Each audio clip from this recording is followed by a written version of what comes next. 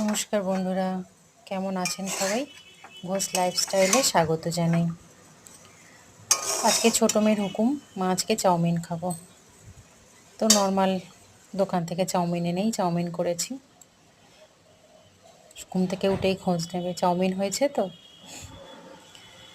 Chowmein খাবে, এটা সবাই খাবে। আর বড় মেয়ে তো এই চাউমিন খাবে না ময়দা দেওয়া, তাই ওর জন্য একটু আটা মাখিয়েছি। আটাটাকে মেখে গোল করে লেচি কেটে গোল করে বেলে নিয়ে সরু সরু করে ছুরি দিয়ে কেটে নেবো, একদম সরু সরু করে।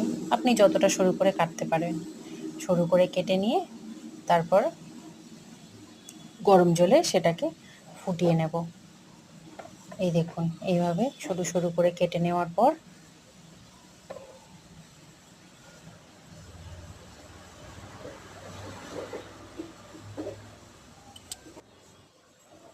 কেটে নিয়েছি। এবারে গরম জলে এগুলোকে সিদ্ধ করে নেব, ফুটন্ত জলে সিদ্ধ করে নিলে একদম চাউমিনের মতো।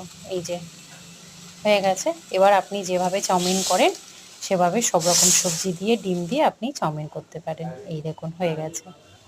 আজকের এই পর্যন্ত, টাটা।